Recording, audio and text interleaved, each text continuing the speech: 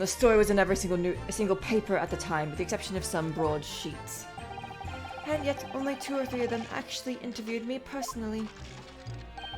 Most of the accounts turned out to be very interpretive ghost stories. What about the article in the Daily Circus? That particular journalist found me at my dormitory. I don't know how, but he discovered my name. So I recounted to him exactly what had happened that night. And from your description, he drew this illustration. Precisely. That's how I learned the condemned man was the infamous professor. Because the reporter told me so. I had no idea myself, you see. Newspaper reporters are wont to snoop around in matters that don't concern them.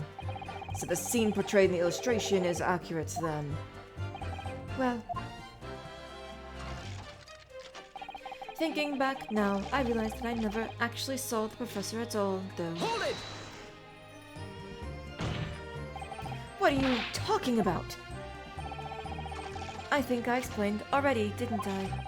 Logate Cemetery is at the rear of Barclay Prison, so it is renowned among us students at the university for being haunted by the ghosts of condemned convicts. For some absurd reason, I was scared of the graveyard at night, and as a result, only too willing to believe that nonsense about the dead coming back to life. But you said you actually saw it. I said what I'd seen in my mind's eye. After all, resurrection is impossible, isn't it? You'd have to be unhinged to think otherwise. Unless, of course, you have some evidence that proves I encountered the professor that night. No, I don't. I don't know. Is there any material evidence that could show he really did see the professor? If we have anything at all, Mr. Naruhodo, I know I need to present it against that irritatingly backtracking statement of his. The point is, that night was a pivotal moment in my life. Soon afterwards, I was visited by a young woman who sculpted a model of me from wax. Hold it! The young woman being Madame Tispel's, of course. Precisely, I must say, I didn't expect to run into her again like this 10 years later. As I have explained, I went by the name published in the article, and I found the man. Yes, the article in the Daily Circus, I think you said. I was a poor student with barely a penny to my name at the time. And the young lady put £5 in front of me. So you readily consented to having a waxwork of yourself made and gave permission for it to be put on display. I did. I should sell what little I had to sell, I concluded. Ah, oui, I remember now. I purchased something else from you that day, n'est-ce pas?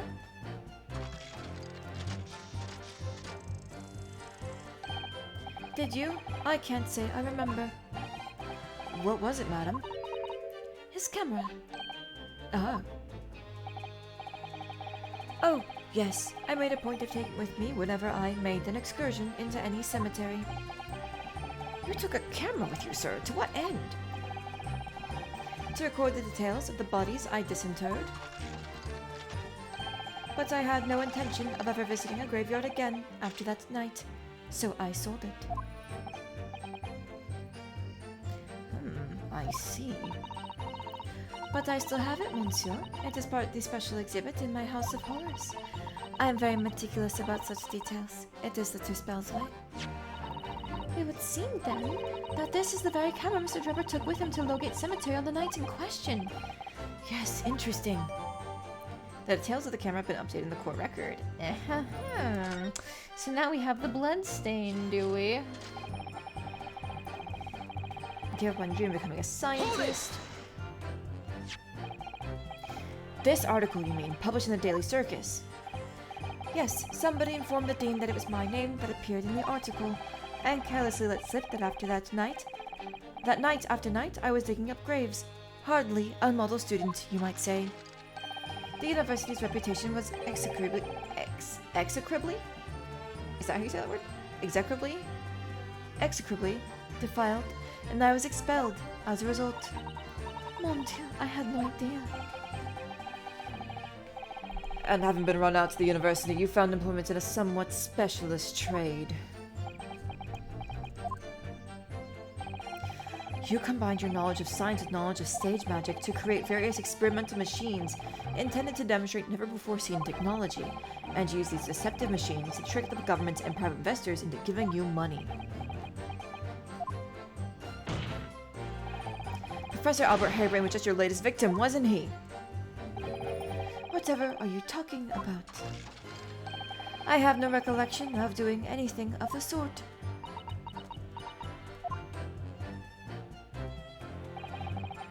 What's Trevor up to? Why would he suddenly change his tune and recant his claim? I wonder if perhaps it's because the circumstances have changed now. What circumstances? Well, if he admits to having seen the professor emerging alive from his grave 10 years ago, it will expose a secret in Dr. Scythe's past that she would desperately want to hide. Yes, of course. If Trevor and Dr. Scythe are working together now, then if Trevor were to betray her, there would be no reason for her to continue to cooperate. In that case, there's only one way around it. I'll have to prove he really did see it. Prove he really did see the professor's corpse coming back from the dead as he originally claimed. Yes, Mr. Naruhodo, exactly! Grave robbing, witness, never actually saw the professor. This is the statement. And we'll take our camera. Yeah, when the lens extended, dark staining can be seen on the billows. That just so happens to match the blood splatter from a gunshot, doesn't it?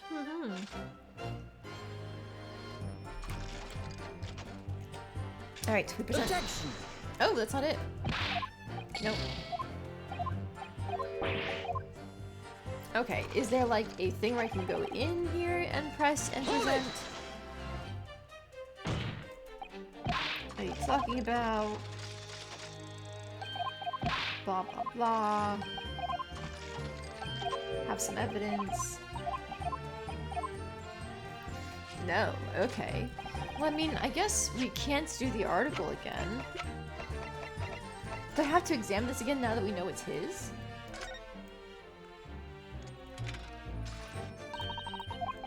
Machine, blah blah blah.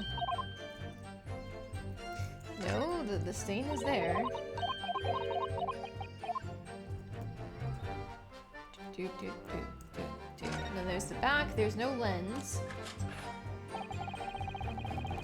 This is where the photographic plate goes, I think, isn't it? Yes, that's right. Isn't it incredible to think that this is the actual camera Mr. Drebber used that night? I certainly never imagined a piece of evidence would be on display without his spells. She's very keen on everything being as true to life as possible, though, isn't she? Yeah, it's just extra flavor text. I don't think there's anything else I can actually examine. Yeah, not really. Okay.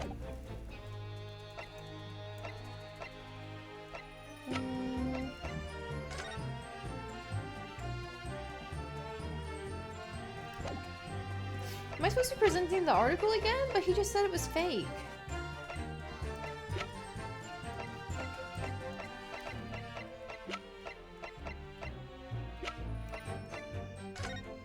This only has the time of death. Death by hanging. A trophy? No. I've already looked at everything on it.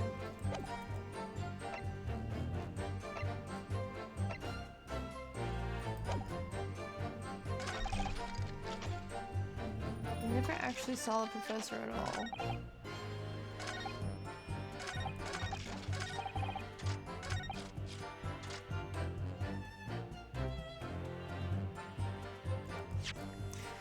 Am I supposed to present maybe the award here?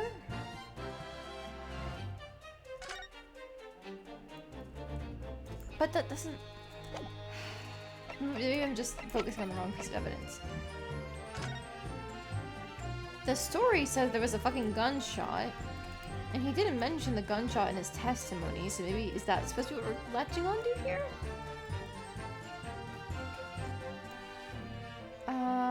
There's his camera in the article drawing.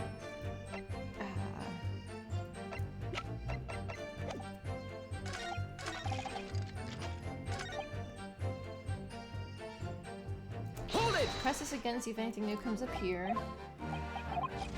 Nobody believed him. He started big, blah blah blah. Everything else was a ghost story. Spoke to the guy. Made the illustration. Something that shows that he did, but I don't...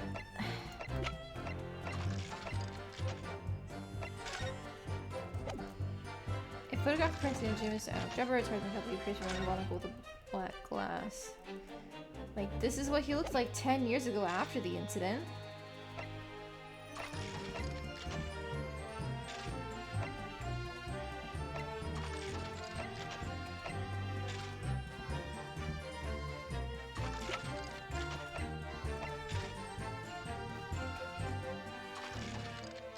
Am I supposed to be presenting? Okay, I'm gonna save here instead of saving on my last bit of health, so that way I actually have some health to go off of. To the top.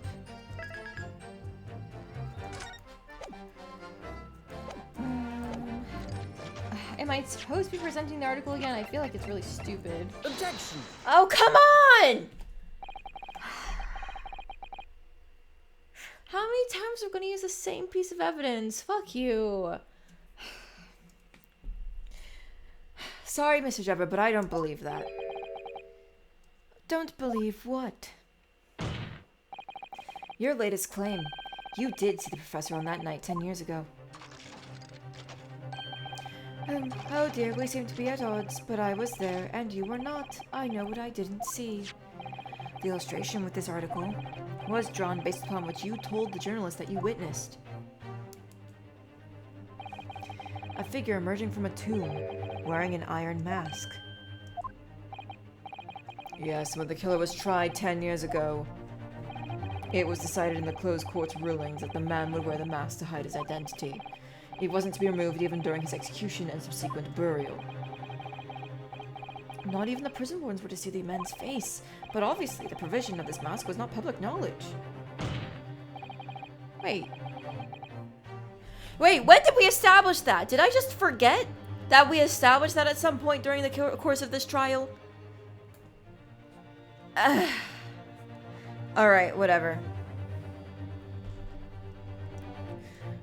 So, Mr. Drebber, as you've just heard,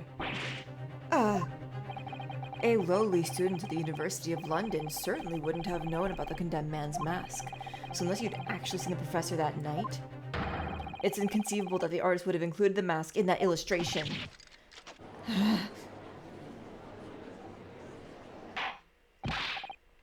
Order? Order. Well, Mr. Drebber.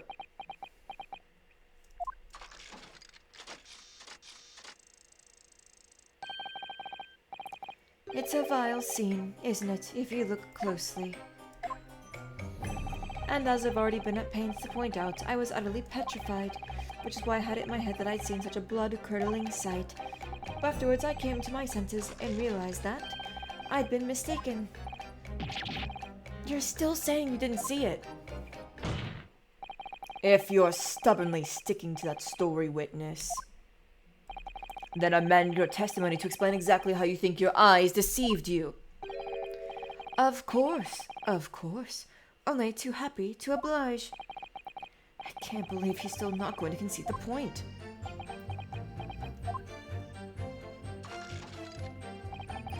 What I in fact witnessed was a fellow grave robber at work. Hold it! A fellow grave robber? What are you talking about? Well, I wasn't the only one busy in the cemetery that night, you know. Other body snatchers were at work. Of course, when I saw one emerging from the hole he dug, my heart very nearly stopped. So that's the terrifying sight I actually saw, you see. You're claiming it was just another student on equally insalubrious business as yourself. Many of the medical students would wear metal masks to protect them from bacteria during dissections. Clearly the fellow was using such a mask to protect his anonymity. Wouldn't you say? Objection! But there's more to the story, isn't there? The article goes on to say, in the next second, a gunshot rang out suddenly from behind. The bullet pierced the resurrected man's chest, whose breath then stilled once more. We might assume that the sexton discovered the miscreants at work, perhaps, and fired upon one of them. If a gravedigger had shot someone in the cemetery, I think it might have been rather big news, my lord. Oh, yes, well. I can only assume it was an embellishment bolted on later by the reporter. I don't know what she said, but go ahead, ma'am. Madame Tispels, don't take it out on Mr. Sholmes. Oh, don't stab his pretty face. Oh la la, pardon. I was lost in my thoughts. Would it be fair to say that Mr. Drebber's last remark was significant to you in some way? I thought it was a little strange, that is all. How Monsieur Drebber could claim this now. If you don't mind me saying, Madame, what are you talking about? Well, when I met you 10 years ago at your university dormitory, you recounted to me about your adventures in the cemetery, no? Including the gunshot? Stop. You might want to watch your tongue, you know. Objection! Have a care, Drebber. That's no way to speak to a lady. Ugh. Please, Madame Tispels, carry on. Of course. According to what Monsieur Drebber told me at the time, he did hear a gunshot from behind him, and the bullet hit the condemned man. I said nothing of the sort. No, you are very explicit about the details, about the mask that the figure was wearing, and the blood that spattered over you when he was shot. Enough! Shut up, woman! You're making all this up! That will do! Mr. Drebber. Yes? You refute the account just given by Madame Tispels? I have no recollection of ever saying those things. Come on! Do you really expect us to believe you? Control yourself, counsel. I will not permit baseless accusations in my courtroom. Right. Under the circumstances, I think it best that you supplement your testimony with a statement to clarify your position on this witness. Very well.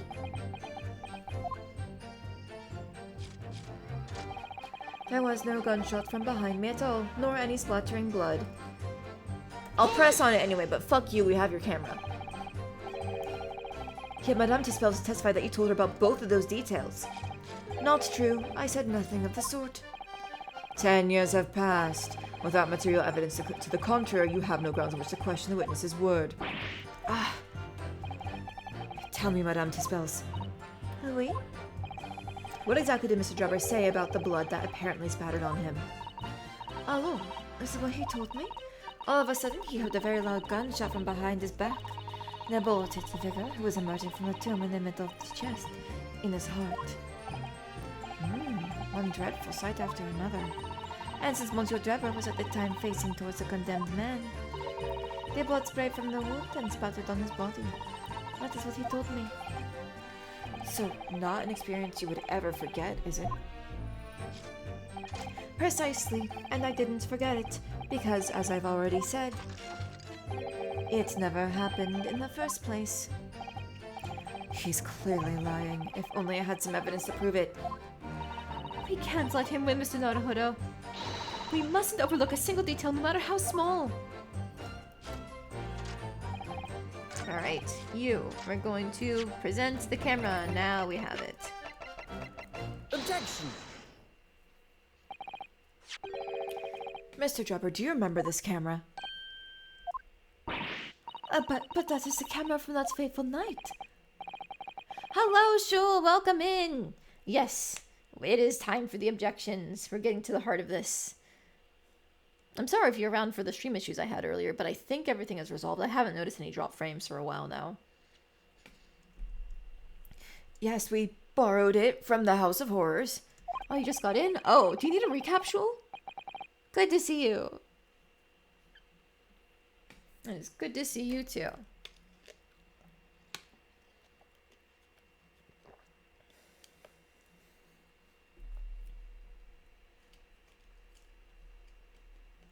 If you do need a recap, I can give you one. I've been kind of like recapping at the start of every stream, but I'm more than happy to do it in the middle too.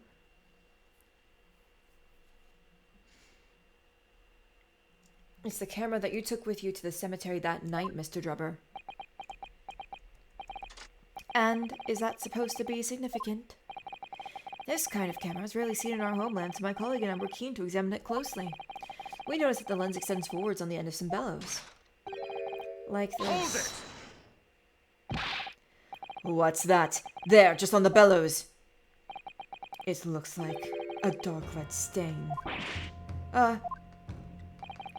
That's right. It's a rather conspicuous mark here on the bellows, in fact. Good lord, are you suggesting? Yes, my lord. It would appear to be a spatter of blood. Something that could be confirmed with a simple chemical test. Isn't that right, Dr. Scythe?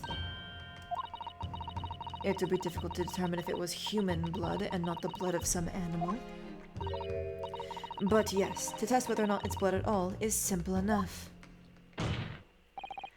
I propose that Madame Tispel's testimony was correct, and that on the night in question 10 years ago, you were spattered with blood from the gunshot wound.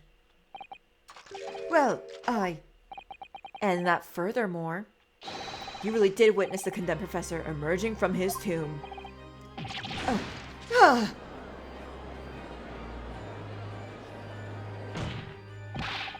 There's simply no way you could have forgotten such a traumatic experience. In other words, the only explanation is that you're trying to hide the fact that you saw the professor that night. Objection! But why? Why would he want to do that? Well, not for his own gain, it would seem. For whose then? Who could benefit? Mr. Drebber is obviously lying in order to protect somebody. Oh my goodness, he's shielding someone. Yes, my lord. And clearly, it's someone who doesn't want the truth about the professor's coming back to life to be exposed. Well, Counsel, who is it then? Who is this witness trying to protect by lying about what he saw that night? Guys, she's in the fucking stand. Take that!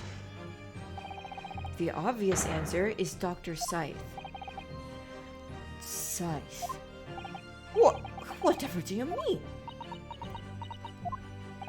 Imagine if the convict who'd been sentenced to death was not in fact killed. Imagine if that was to come to light. What are you insinuating?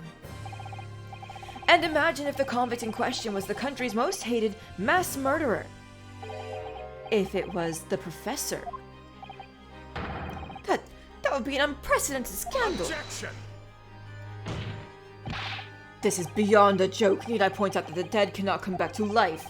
What you're suggesting would mean that the execution never actually happened. Yes, that's exactly what it would mean. Objection!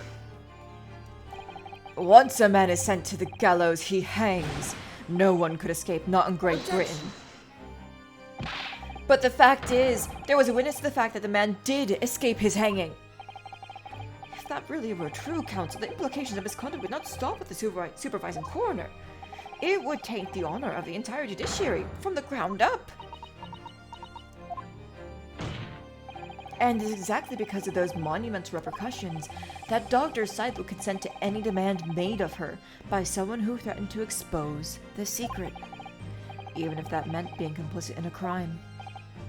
You mean? I mean that Dr. Scythe wasn't collaborating in Mr. Drebber's wicked scheme. She was coerced into collaborating in order to protect her decade-old secret.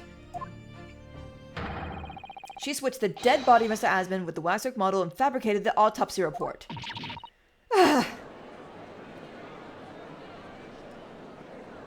Peggy, there it is. Lord Van Zeeks? Pray forgive my freshly filled hallowed chalice and a whole raft of other discourtesies now. Oh, goodness me! It's just the sort of tall tale Londoners would enjoy, I grant you. An executed killer rising from the dead, a Scotland Yard cover-up, a conspiracy at the highest levels. So let me ask you one thing. What's that? If the condemned man really did emerge from his tomb that night only to be shot in the chest, who pulled the trigger and disposed of him forever? Well, I have no idea at the moment. We have too little information to work that out at present, I think. I couldn't agree more.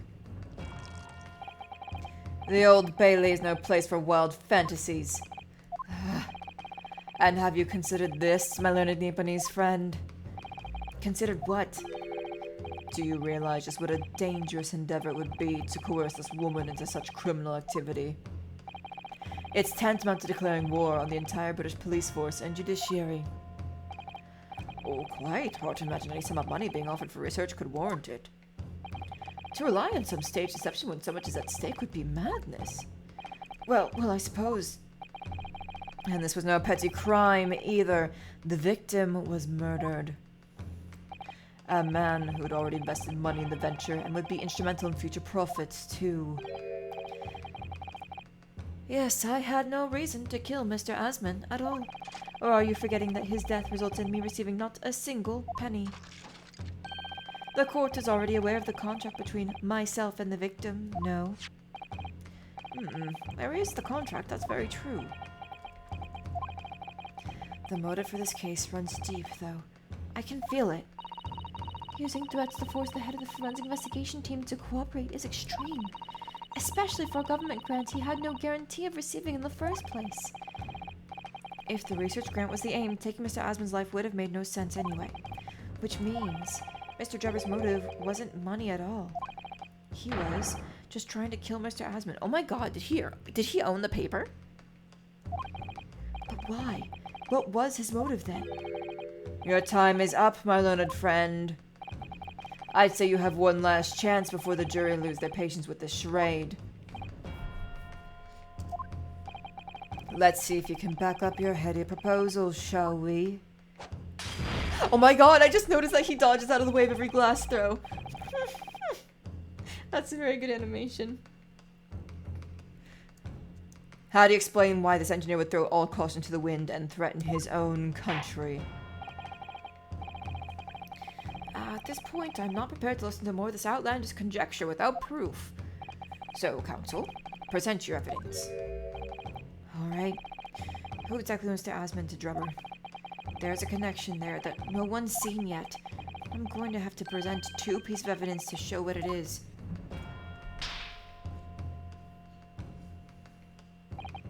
Yes, my lord. The evidence that establishes a motive and explains why the witness wanted the victim dead is right here. Odie Asman.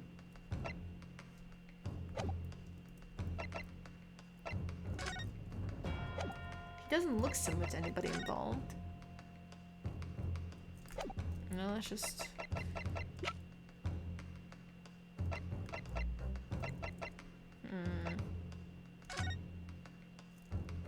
Are we gonna go the route that Asman had something to do with him being ousted? Oh my god, was he the student that ratted him out? But we don't know.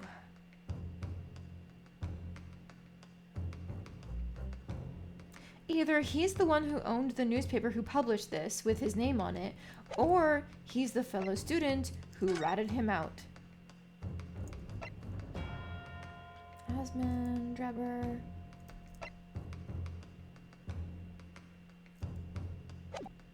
He's just listed as an investor here. Do I have anything that goes into Mr. Asman's background?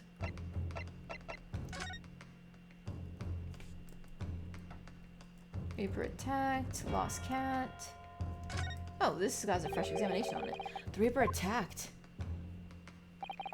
It's the kingpins of the criminal underworld generally managing to escape conviction in the Reaper's trials, and this isn't the first time their henchmen have tried to attack Lord Van Zeeks as a result, by the sound of it. It makes you think, if that's how the justice system works in London, then there must be dark forces at work.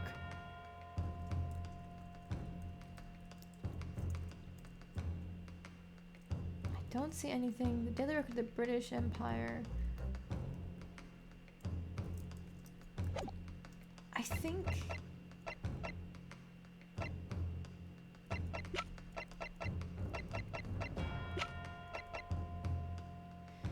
The evidence establishes the motive and explains the witness one victim dead is right here. Doesn't it have to be the newspaper again? Or the trophy, maybe?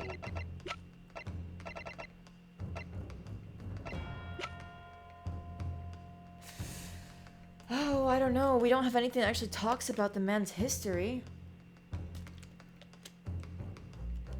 All we know is that he was a prominent investor who was also secretly an underworld ringleader.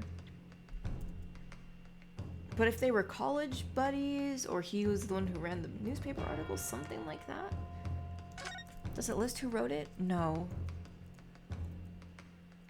Normally under the titles where you'd put the byline, but I didn't put that in this because it's just a reproduction.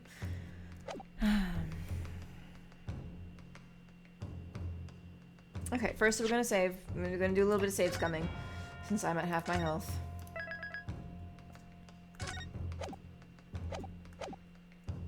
Alright, let's try the article. Take that! It's this newspaper article, my lord. That was written 10 years ago, and every detail has been examined already. What can it possibly tell us? That drivel should never have been written. It's typical gutter press nonsense. That means nothing. Yes, on its own, it isn't particularly significant. However, when considered alongside another piece of evidence, it will completely explain your motive for wanting Mr. Asmund dead. What other evidence? Counsel, you will present your supplementary evidence without delay. The evidence, which when cross-referenced with the newspaper article, establishes a motive for the deed. So then this must be the trophy at this point. Take that! I think it's fair to say that after your presentation of evidence, counsel, we have only half the story. That's right, my lord, which is why I just presented another piece of evidence to complete it. Okay, so that was the wrong answer. Clearly, my learned friend only had half an education, and irony wasn't included on the syllabus. So let me put this in the words of 0 syllables that even you will understand. Wait, I see it now. It's a play on syllabus and syllables. That's the irony. That was just a pun, Mr. Naruhodo. The irony was elsewhere. Oh. Okay, so it's not that. Argument clear does not stand without the second piece of evidence, which remains elusive. Yes, sorry, my lord. The evidence I need to supplement the article. I know it's right in front of my eyes. Okay, so if it's not trying to say that he was angry about losing his award and stuff, what is it?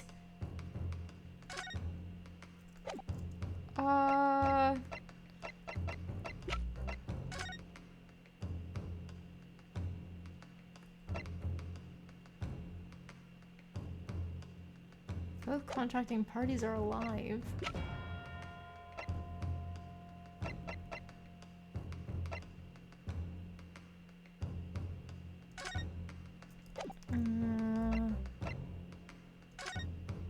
No.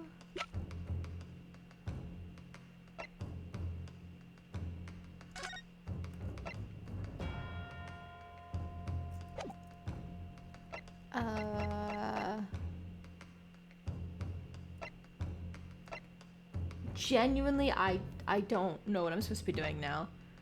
I thought we were taking the angle that, like, he was involved in getting him exposed and kicked out and expelled of the university. Any ideas, anyone? Because we presented that the article, but we don't have, like, a byline or anything.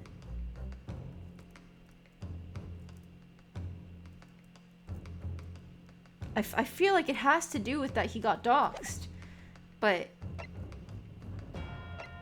we don't have any proof that Asmund was the one who ran the article.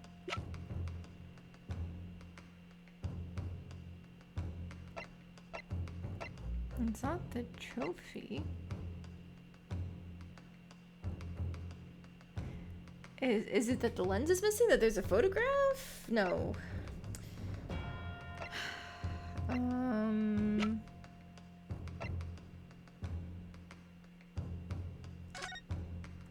This doesn't have anything to do with why he would be wanted dead.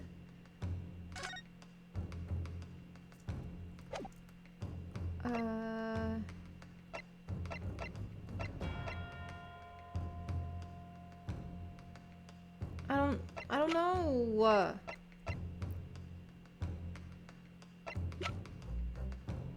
The contract can't help us here. Guys, I'm stuck. My brain isn't working, I guess. There's nothing special about this. Is Mr. Asman in this photo? No.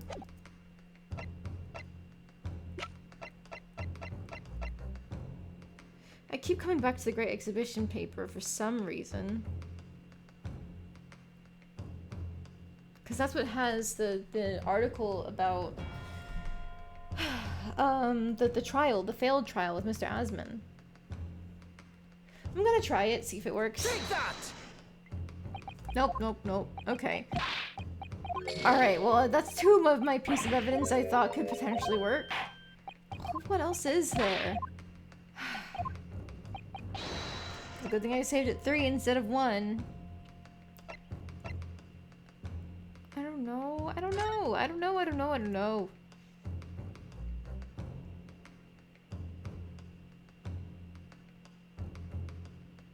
Is it that the stab recreates the bullet wound? No, that has nothing to do with the motive.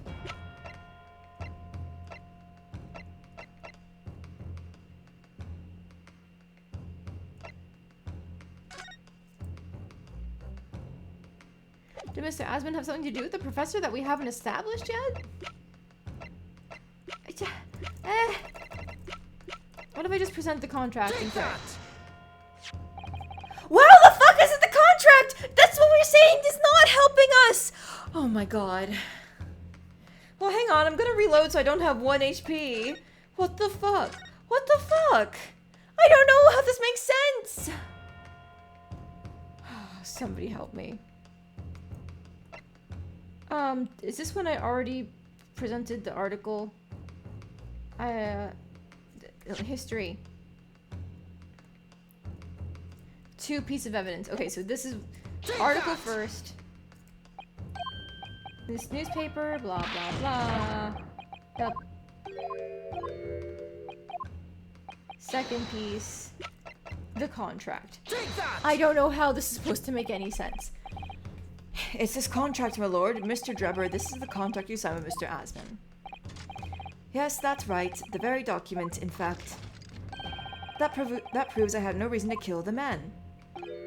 No, I'm afraid not. What? There's something very significant that this newspaper article and the contract have in common. Really? And it's that common link that shows very clearly why you're determined to kill Mr. Odie Asman. It seems the defense has uncovered something the rest of us have missed. I missed it too! What the fuck did we do? So, my learned friend, point out what these 2 pieces of evidence have in common. What exactly is the link between this newspaper article and the contract? Oh my fucking god. I kept on looking for the article. I didn't... In the corner, it has the signature of the artist. He is the person who made the article. Oh, I hate life. I hate life. How did I miss that? It's right there. It's so big in the corner. It's the same fucking signature. It says Asman. Okay, that's on me. That's on me. That was stupid of me to miss that. I will forgive the game for this transgression because it was my transgression. Take that! His signature was right fucking there. I am blaming the fact that I had some journalism training, so I'm used to looking at the article for the information of who published something, not the fucking illustration. Thank you. Like, normally there is supposed to be a credit for who offered an illustration or a photograph, but that's also listed underneath it, not like on it. Yeah. I'm supposed to be smart. This is, how can I be so stupid? What these 2 pieces of evidence have in common is a signature. A signature. The signature on the illustration that accompanies the 10-year-old article and the signature on the contract belong to the same person. What? As the court has heard, this illustration was drawn 10 years ago by the newspaper reporter who found Mr. Drebber and interviewed him about his ordeal. If you look closely, the reporter's signature can be seen in the bottom right corner of the drawing. And if you look at the contract here, which was signed between the witness and the victim last year, you can clearly see Mr. Asman's signature at the bottom. I see now. Good lord, yes, they're identical. In short, the journalist who drew the illustration and wrote the article published about Mr. Drebber 10 years ago was the victim of this case, Mr. Odie Asman.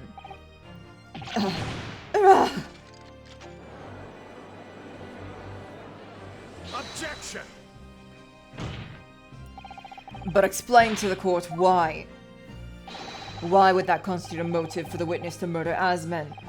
Well, if you think back, you'll remember that Mr. Drebber talked about that article in his testimony.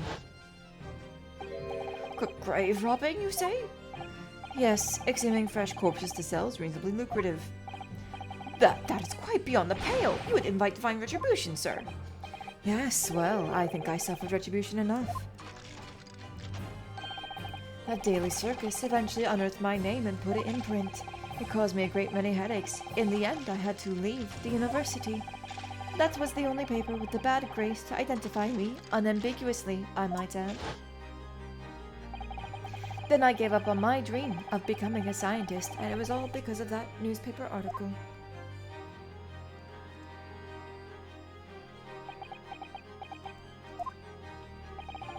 At the time, you were a student at the University of London who dreamt of becoming a scientist. However, this single newspaper article changed your entire life. So Mr. Asman used to be a newspaper journalist, did he? He did, my lord. In fact, it's a widely held belief that Asman managed to position himself at the heart of his criminal network, thanks to the many dubious connections he made during his time as a reporter. That would have been great to know, like 30 minutes ago. Nice. So you had to give up on your dream and leave university. You lost everything. Eventually you found yourself working in the field of science, but only in the shadows. And all because of that article, written by Mr. Asman. Enough.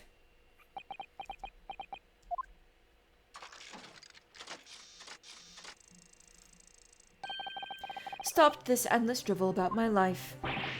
What? Explain yourself, Mr. Drebber. Yes, it's true. I had to leave the university as a result of that article. But it was just the straw that broke the camel's back.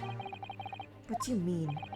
Almost every student of science in the faculty was too poor to actually conduct any research. But they struggled on with their hypotheses anyway. We all did.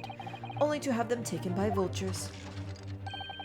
Sooner or later, you knew your ideas would be stolen and patented by some wretch or other, after all. Good gracious. Making a name for yourself as a scientist in a climate like that was a miracle only select few geniuses could ever hope to achieve. Personally, I wasn't one of those geniuses, so it was hardly a wrench. Being forced out of the university because of Lowgate was the best thing that could have happened to me. Mr. Drebber, do you genuinely believe that? Of course I do. Who's better placed to know whether or not I possess a talent for science than me? I'm sorry to say that your words don't ring true at all. How dare you? And I have evidence to prove it. How are you in a position to say anything about me? I don't know you from Adam. Fine, if you think you have evidence, go ahead, show it. What could you possibly have to disprove the idea that I was happy to leave the university because I lacked talent? Now there's my trophy. I was just a step ahead. Clearly, it wasn't that I missed the signature, just I was a little too far ahead of the game. I was already coming to this conclusion the whole time. I already knew. Yeah, I'm just too big-brained. That's what this is. I'm not dumb. Do you remember this, Mr. Drebber? We found it at your workshop. Is that a Royal Society trophy for excellence in science? What exactly is this trophy, Council? It's the greatest honor that can be bestowed upon a young scientist, my lord. There is no higher accolade. It recognizes emerging talent and promises a bright future. Good gracious. Your prospects for the future were excellent, weren't they, Mr. Drebber? Because even then, you were a genius in your field. But you lost everything. You had no more future. Your talents would go to waste. All as a result of this one newspaper article. I don't know when you realized who Mr. Asman was, but when it dawned on you that he was the same journalist who 10 years ago ruined your life, it's abundantly clear that you had no intention of forgiving the man.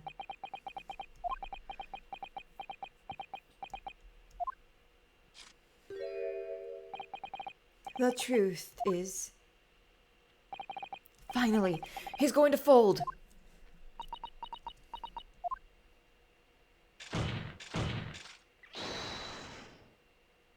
Dr. Scythe, I assume.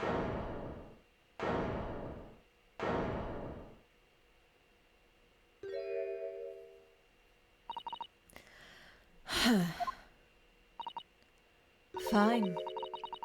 Clearly this has run its course now. What?